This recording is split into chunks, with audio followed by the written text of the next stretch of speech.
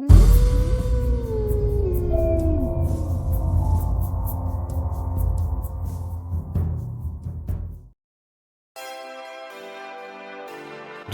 एक प्रोडिजी थी, पढ़ाई में बहुत तेज।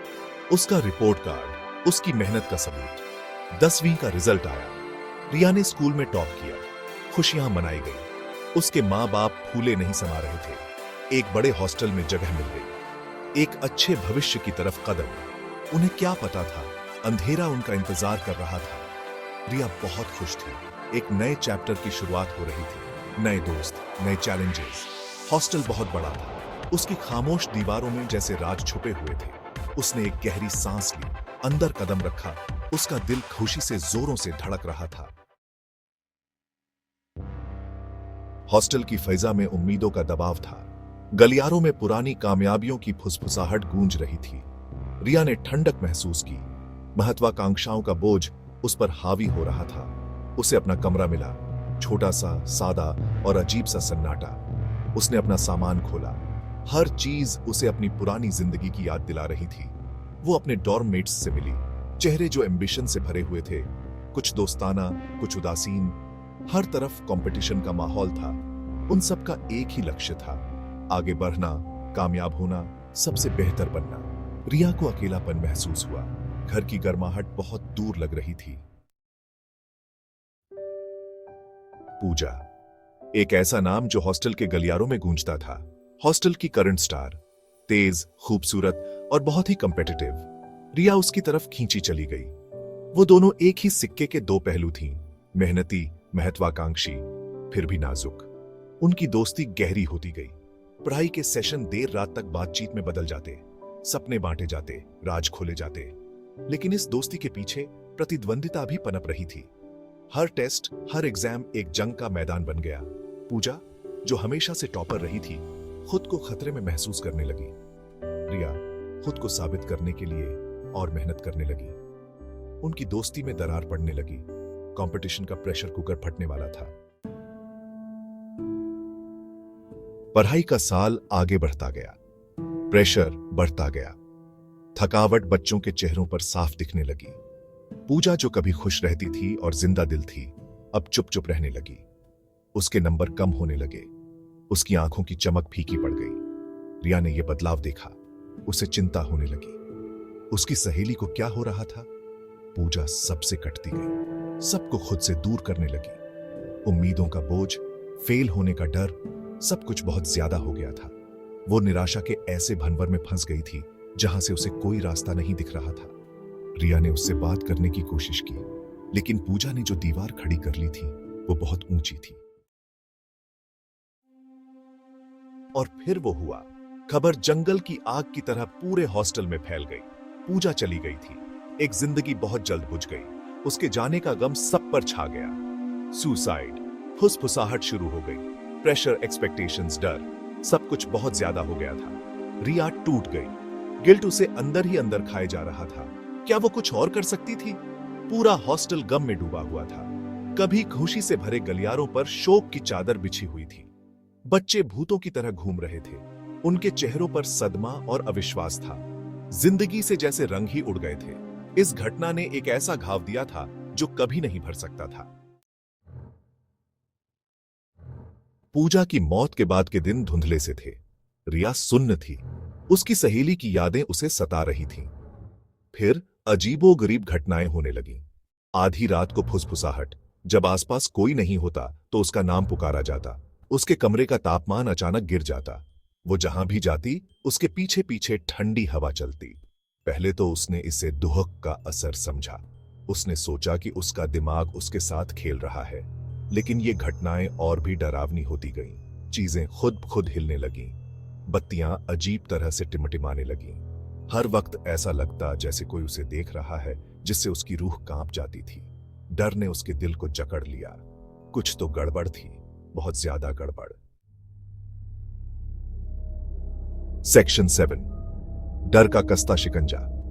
एक रात ये सब हद से ब्याज गया। रिया अचानक से उठी। उसकी नींद टूट गई, जैसे किसी ने उसे झकझोर कर उठा दिया हो। उसका कमरा बर्फ की तरह ठंडा था। ऐसा लग रहा था जैसे किसी ने कमरे में बर्फ फैला दी हो। हवा में एक भारी और दबाव वाला एहसास था। ऐसा लग रहा था जैसे कोई अदृश्य शक्ति उसे दबा रही हो। उसने अपने कंधे पर एक हाथ महसूस किया। वो हाथ ठंडा और बेजान था। धीरे से मुड़कर देखा तो उसने उसे देख लिया। पूजा, उसकी पुरानी सहेली। लेकिन ये वो पूजा नहीं थी जिसे वो जानती थी। ये पूजा अलग थी। उसकी आंखों में एक अजीब सी चमक थी। उसकी आंखें एक अजीब रोशनी से चमक रही थी। वो रोशनी डरावनी और अस्वाभाविक थी। उसकी आवाज एक भयानक फुसफुसाहट। वो फुसफुसाहट रिया के कानों में गूंज रही थी। ये तुम्हारी गलती है, प्रेत ने फुसफुसाया। उसकी आवाज में गुस्सा और दर्द था। तुमने मुझसे सब कुछ छीन लिया। उसकी आवाज में एक गहरी नाराजगी थी। मेरी जगह, मेरी कामयाबी, मेरी जिंदगी। उसकी आवाज में एक गहरी नाराजगी थी। रिया डर के मारे चीखना चाहती थी, भागना चाहती थी, लेकिन वो पूरी तरह से जड़ गई थी। उसका शरीर हिल भी नहीं पा रहा था। पूजा की भूतियां पकड़ और मजबूत हो गई। वो पकड़ इतनी मजबूत थी कि रिया को सांस लेना भी मुश्किल हो रहा था। उसकी हंसी ठंडी और खोखली कमरे में गूंज उठी। वो हंसी रिया के दिल को चीर रही थी। रिया एक बुरे सपने में फंस गई थी। वो सपना इतना डरावना था कि रिया को यकीन नहीं हो रहा था कि यह हकीकत है या सपना। एक ऐसा सपना जिससे वो जाग नहीं सकती थी। वो जितना भी कोशिश कर रही थी, वो सपना और गहरा होता जा रहा था। सेक्शन 8, एक टीचर की फिक्र, एक मौलवी की समझदारी। रिया के साथ हो रही घटनाओं की बात फैल गई। धीरे धीरे यह चर्चा पूरे मोहल्ले में फैल गई। पहले तो लोगों ने यकीन नहीं किया। उन्हें लगा कि यह सिर्फ अफवाह है, लेकिन उसके बढ़ते हुए अजीब व्यवहार ने सबको चिंता में डाल दिया। रिया का व्यवहार दिन ब दिन और भी विचित्र होता जा रहा था। एक अच्छी टीचर मिसेस शर्मा ने रिया में बदलाव देखा। उन्होंने महसूस किया कि कुछ तो गड़बड़ है। जो बच्ची कभी बहुत तेज थी, हमेशा खुश और चंचल रहती थी, अब वो चुप रहती थी, जैसे किसी ने उसकी सारी खुशियां छीन ली हो। उसकी आंखों में डर साफ दिखाई देता था। उसकी मासूम आंखों में अब एक अजीब सी उदासी थी। मिसेस शर्मा को लगा कि कुछ गड़बड़ है और यह सिर्फ साधारण समस्या नहीं है, और उन्होंने मदद करने का फैसला किया। उन्होंने सोचा कि इस समस्या का समाधान ढूंढना बहुत जरूरी है।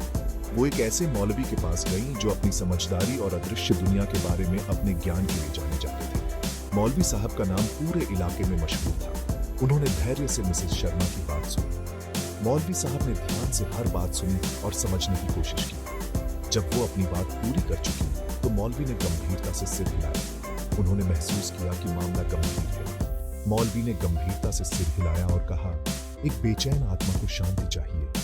एक बेचैन आत्मा को शांति चाहिए, उन्होंने कहा। हमें उसे शांति पाने में मदद करनी चाहिए। हमें उसे शांति पाने में मदद करनी चाहिए और उसे रोशनी की तरफ ले जाना चाहिए। यह एक कठिन कार्य है, लेकिन हम इसे कर सकते हैं। सेक्शन 9, सच का खुलासा। मौलवी हॉस्टल पहुंचे।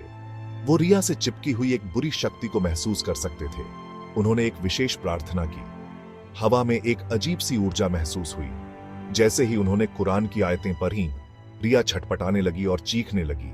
पूजा की आवाज, जो गुस्से और निराशा से भरी हुई थी, उसके अंदर से निकलने लगी। फिर सच सामने आया। पूजा के माता पिता, जो उसकी पढ़ाई में सफलता पाने के लिए पागल थे, उन्होंने उसे इस हद तक पहुंचा दिया था।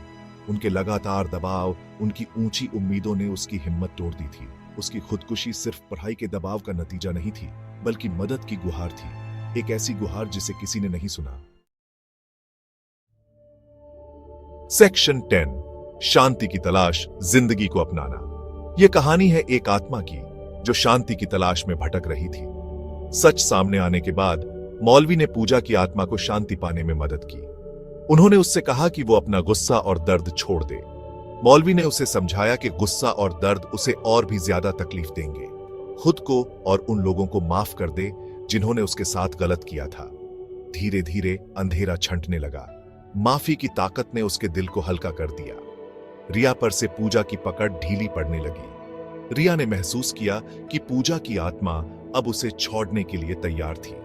उसका भूतिया रूप धुंधला होने लगा और गायब हो गया। जैसे ही पूजा की आत्मा ने शांति पाई, उसका भूतिया रूप भी मिटने लगा।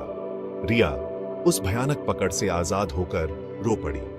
उसकी आंखों से आंसू बहने लगे, जैसे उसने एक भारी बोझ से मुक्ति पाई हो। दुख के आंसू, राहत के आंसू, समझदारी के आंसू। ये आंसू उसके दिल की गहराई से निकले थे। उसने एक दोस्त खो दिया था, लेकिन उसे दबाव और ज्यादा उम्मीदों के विनाशकारी परिणामों की गहरी समझ भी मिल गई थी। उसने महसूस किया कि जिंदगी में संतुलन कितना महत्वपूर्ण है। उसे एहसास हुआ कि जिंदगी सिर्फ नंबर और अचीवमेंट्स के बारे में नहीं है। जिंदगी का असली मतलब उन पलों में है जो हम जीते हैं। ये दया, सहानुभूति और सफर में कहुशी ढूंढने के बारे में है, न कि सिर्फ मंजिल तक पहुंचने के बारे में। सफर के हर कदम में कहुशी ढूंढना ही असली जिंदगी है।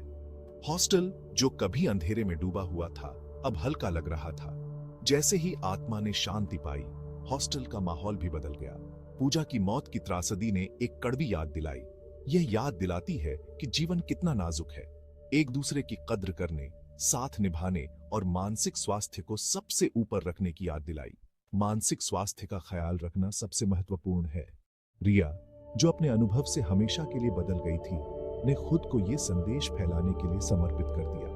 उसने ठान लिया कि वह दूसरों को भी इस सच्चाई से अवगत कराएगी, ताकि किसी और छात्र को पूजा जैसा हश्र न देखना पड़े।